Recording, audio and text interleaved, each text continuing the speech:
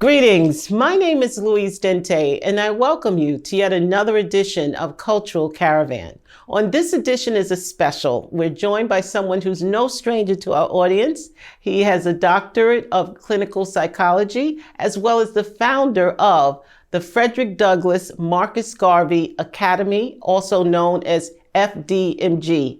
Let's welcome Dr. Umar to the Cultural Caravan. Thanks for having me. Glad to be here. I really wanted to as you know, with the pandemic, a lot of people have really taken this circumstance in different ways. Unfortunately, in our community, there's been a rash of violence, particularly with younger members of our community across the country.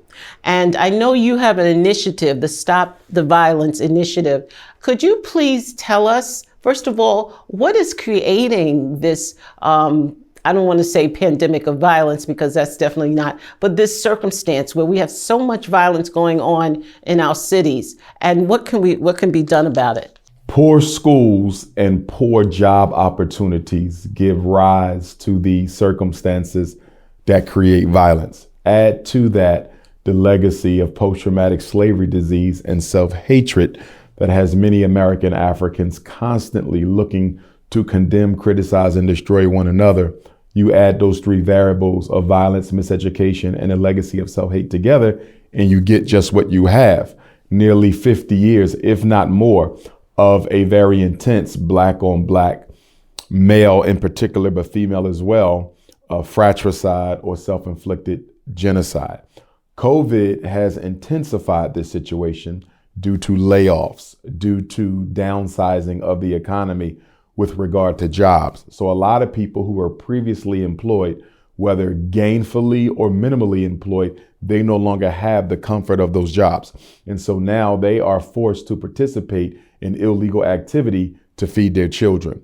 And so some of this is due to the economic fallout of COVID. But another part that is often overlooked, another contributor to this escalating crisis of violence in the Black community, is gentrification.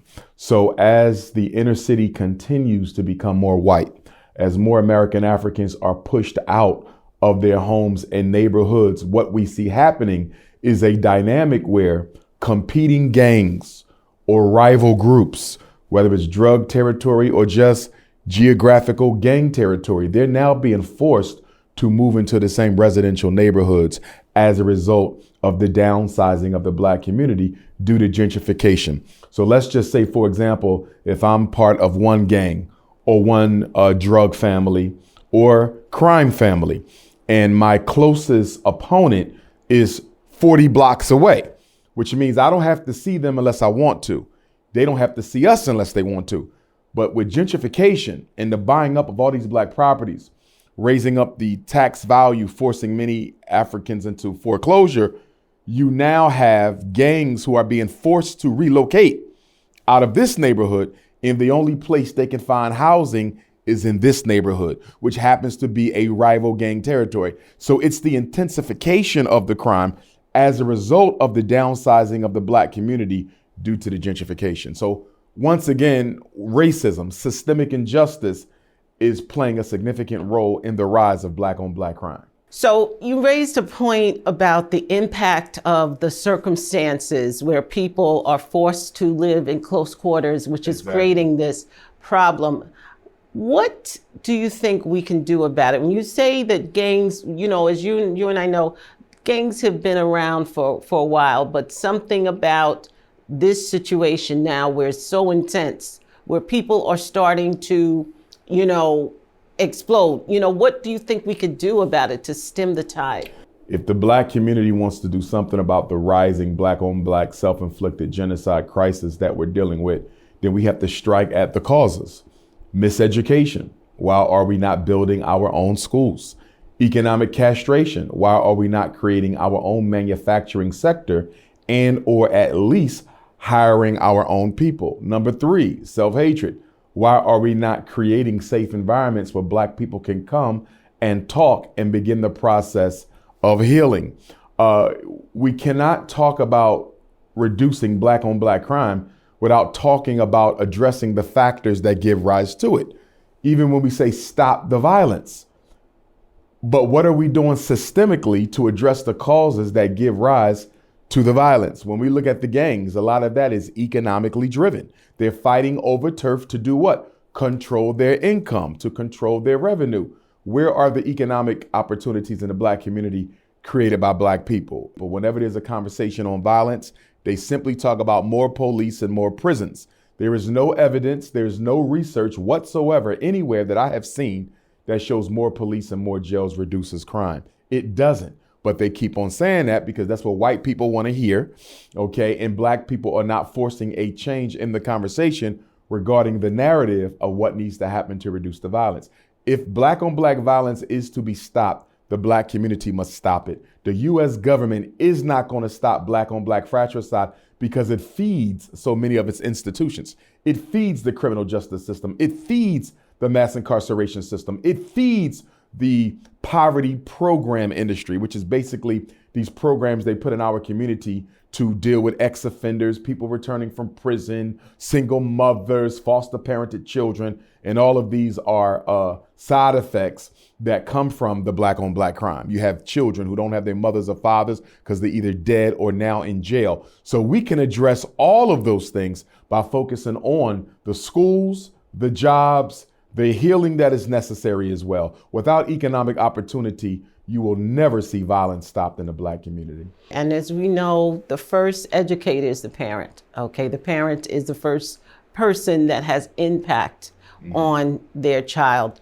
As you know, our situation is different, in terms of who's controlling or who's the parent in the home.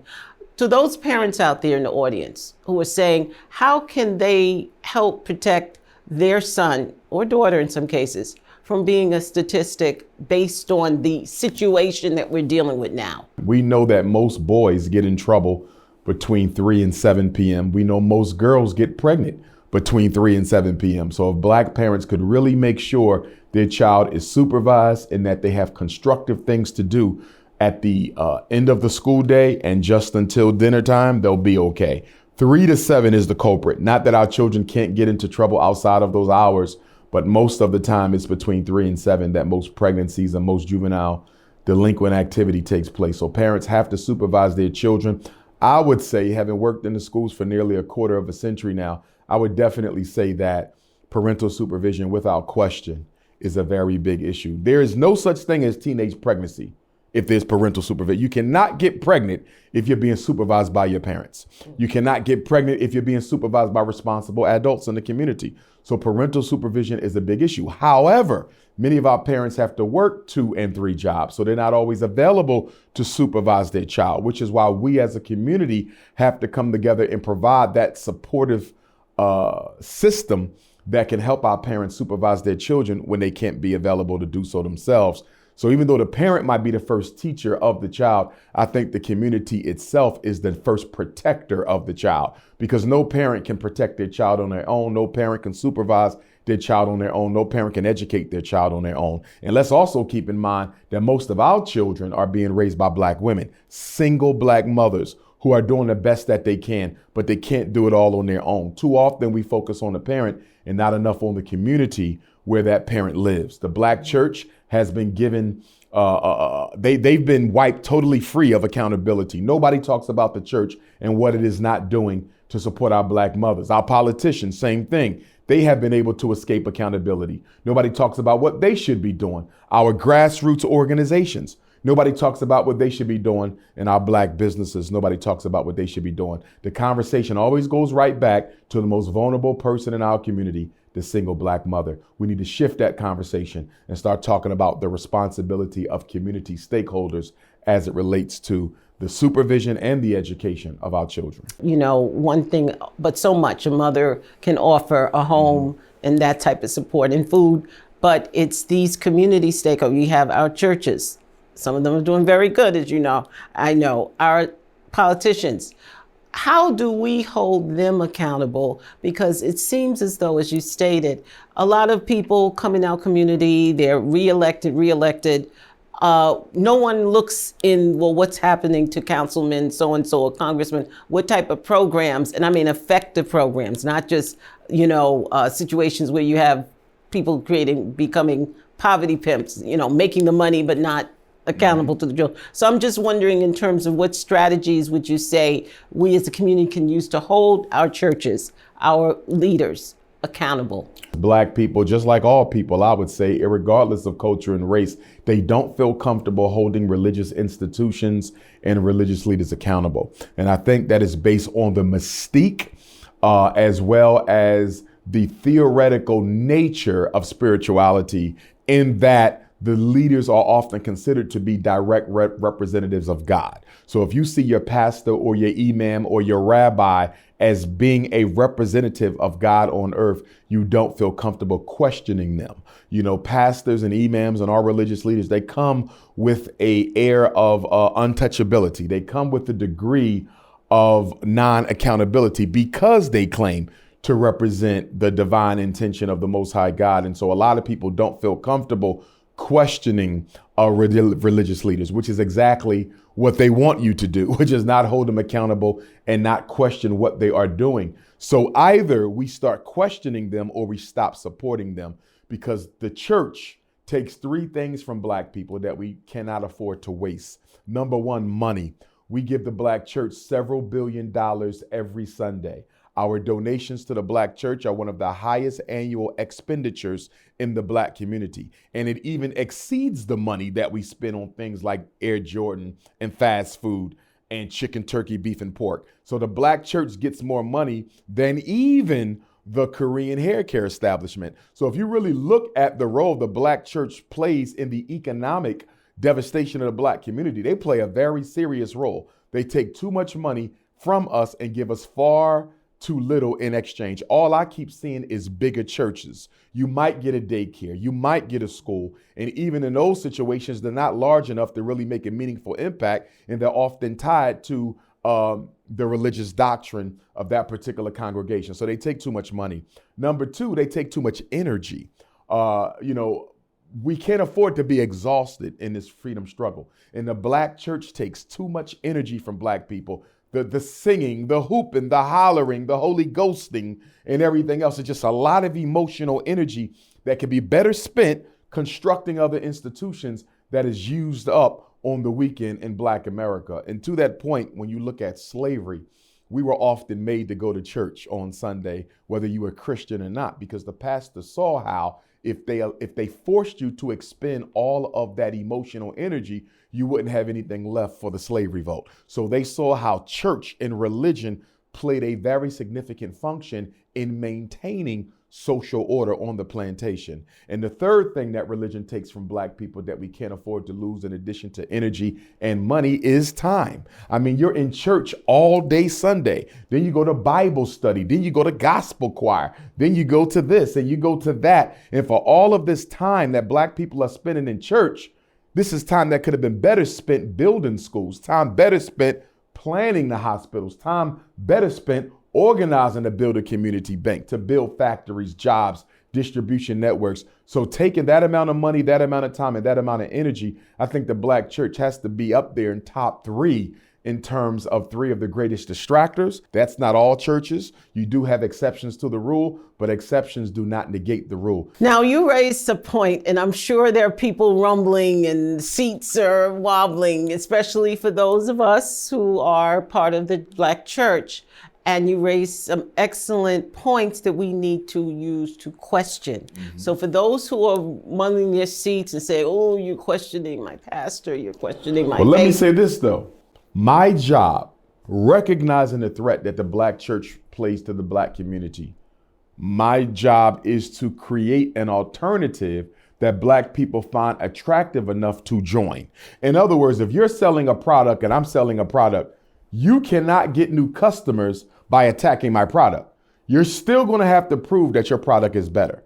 And so I would say the same challenge is there for all of us who claim to be about the liberation of African people. What we do here at the Frederick Douglass and Marcus Garvey Academy has to be so attractive that black people would automatically recognize how their time is being better spent at FDMG as opposed to being at the church. Not to say you can't do both, because in the days of the most honorable Marcus Garvey, you went to church, and after church, you came to the Garvey meeting. So it doesn't have to be an either or. We just have to make sure black people are also participating in the construction of the black community and not just sitting around praying for it. The churches that we went to years ago, whether those of us who were in the Southern Baptist churches like Dr. King's church, or the churches who were liberation theology, there was a different type of theology that helped us fight against racism, Jim Crow, and segregation and stuff. These days, people are not faced with the overt type of racism, the overt type of issues, so they don't see it as is more subtle. Okay. So, and as you said, some people have gotten too complacent, you know? So the churches that are functioning today in our community are not fighting against, maybe they're fighting for voting rights, maybe, okay? But they're not fighting against the same type of isms as Dr. King. So how do we, and this is the question now, how do we help raise the consciousness of our church leaders, because of the fact, as you mentioned, they are getting a lot of our resources. They are getting a lot of our time. And we're very spiritual people. We are very committed to that. But again, we had different, how do we make hold, like you said, that pastor or that religious theologian accountable for ensuring, if we're having problems with our children, just the violence, what are they doing to stop it? If you go to a church that's not doing anything for the community, then you yourself are probably not too interested in the community either. So I don't think that the black church can be held accountable because, number one, the people who go they're too afraid to ask questions. And number two, I don't think they're very interested in what goes on in the black community either. Remember, they have been brainwashed into thinking that what happens inside of church is all they need to be concerned about as it relates to them. People who don't go to church can't hold them accountable because the pastor will never stop long enough to think about what you have to say because you don't put any money in my coffers. So the only people who can hold religion accountable are the people who go to the church. And unfortunately, most of them are too unconscious to even think about what the church should be doing to the black community. You know, Dr. King, we just celebrated his birthday, and he passed in 68. So you're looking at 78, 88, 98, 08, 18 was 50, and this is 22, 54 years. And, we do not take pride in changing the purpose of our institutions.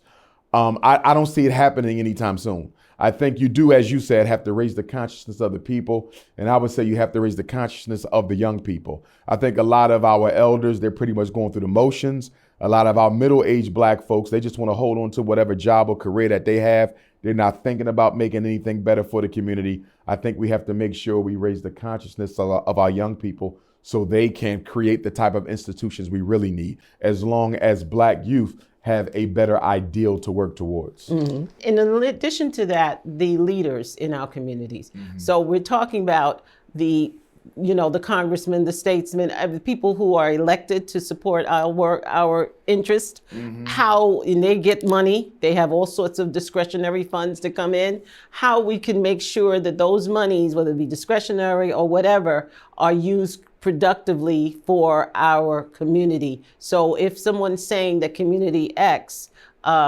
is having a rash of violence, what is our councilman doing? How do we hold these folks accountable who are elected year after year? People feel less neurotic about holding their elected officials accountable. So you will get some questions for the mayor, for the governor, for the city councilman that the pastor would never get. But at the same time, there's no accountability there. So the black elected official is really just a go-between between the Democratic Party and the black community to make sure they can exploit the vote when it is necessary. But again, I go back to the youth because I think it's hard to change people's habits. It's hard to change culture.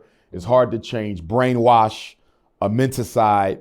And I think for a lot of our adults, they're too far gone to even think about changing the way that they conduct business. The political economy of the black ghetto still serves the agenda of the white power structure. I can't think of one functional institution or one functional system that we have. We do have folk on the grassroots who are doing some positive things for the youth, for the family, for other things. But when you deal with the critical institutions of mass incarceration, miseducation, gentrification, economic access to wealth, police genocide, when you deal with critical issues of black on black crime, the disintegration of the black family, suicide, and all these other issues, I don't see anything being done significantly to deal with. And the reason why we don't see anything being done significantly to address these problems is sooner or later, to solve the problem, you have to implicate the white power structure. The pastor is not going to do that. The politician is not going to do that. And that's why they choose not to fight in the first place. What is the difference when you look at our leaders, whether it be Dr. King, whether it be Khalid Abdul-Muhammad, ancestor,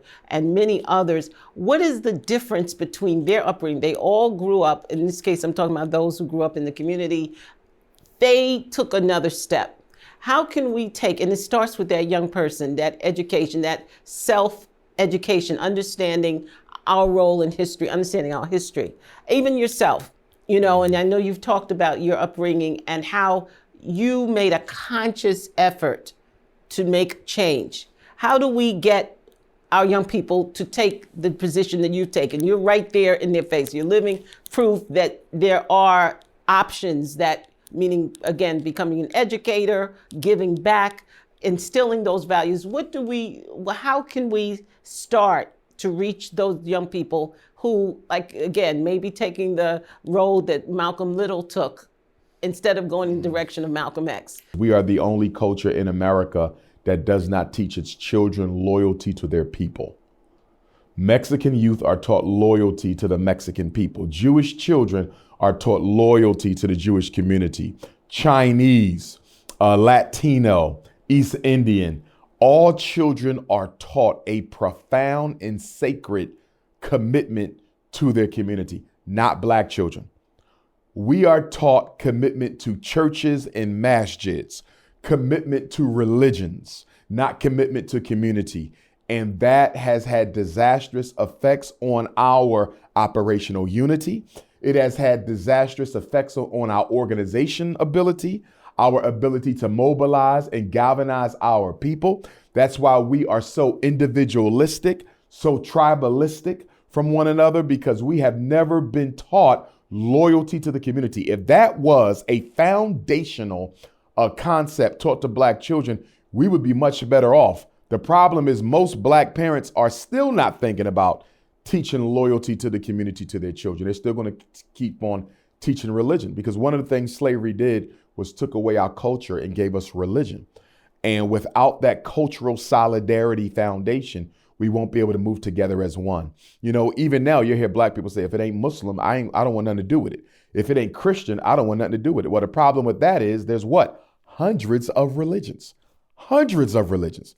Black people are the most spiritually diverse people in the world because we are the oldest people in the world. So if you're saying you can't be bothered with it if it does not coincide with your religious beliefs, that's basically saying you have no interest in the black liberation struggle. I was raised Muslim, Sunni Orthodox Islam. I never went to an event hosted by the masjid that was about liberating the black community. They had no concern for it. And that's true for all religions. We cannot liberate black people using religion. It must be a African-centered, conscious, cultural-based movement. You mentioned something that's key. And as I said, our role in shaping the direction of the churches, of our leadership. And I'm thinking to the point where some of the things that have happened in our community historically. So, like you said, we have to take responsibility for what's going on with our children. If we have not been giving enough energy to our children, there was a time when we were we had a consciousness, like you said, of weism. When we were during the civil rights movement, people operated as one community. Even the churches were unified with the understanding that we needed to be liberated at that point. And now, after the civil rights movement, people become more about themselves, enriching themselves. They really aren't talking about their children. As you said, the only way we're going to free our children from this suicidal behavior of some of our children, because again, it's only those, there are some that are doing the right thing. I just want to put that out there. But then you have that group that fell by the wayside that we are concerned about. So I'm just saying, from the message that we're hearing and is that we have to take responsibility, the parents, the community, for what we see. We can't say, oh, sometimes people sit back on their couches and look on the TV and say, oh, those people there, they're doing it. It's not happening to my kid. My kid is so-and-so. Because like you said, if people don't take responsibility, that collectivism, one day that issue will find themselves in the doorsteps of everyone. In terms of violence, or whether it be happening to their own children and so forth. So we have to take that responsibility. And that's why was very excited about the initiative you're having, where you are visiting cities and talking about the violence. Tell us about that, and that process of really trying to reach out to our community, to really talk to the youth about what's going on. Motivating the youth to stay out of trouble is an important part of what we do. But at the same time, if we do not address the systemic variables that give rise to the violence, sooner or later they will be sucked into it. For example, a lot of our brothers and sisters come out of incarceration. They're often looking for work. I hear from them and they say, if I don't find a job, I'm going to have to go back to selling crack. I'm going to have to go back to stealing cars. I'm going to have to go back to being a stick-up boy because I have to survive. And that's why, to a large extent, the crime in our community is a karmic reaction to the Black community's failure to provide for its own. The fact that you have to look both ways before you open your door, look both ways before you get into your car. The fact that we're dealing with epidemic levels of carjacking in the Black community by our youth. The intensification of the Black on Black self-inflicted genocide. All of this is a karmic debt that has come back to revisit the Black community because we have not looked out for our youth. So the people who are terrorizing the Black community are the very same young people who we did not think about 10, 20 years ago. Dr. Umar, we really appreciate the work that you've been doing in terms of within your, and that's what I'm saying. We need more people to take responsibility to speak to a young person. Sometimes it's mentoring. Sometimes, showing that you care, going out there, that we all have a responsibility to deal with it. Well, I hope you've enjoyed this broadcast, and we continue to encourage you to tune in, to write, and to tell a friend. And please visit our website at www.ccptv.org. But until next time, Louise Dente saying thank you.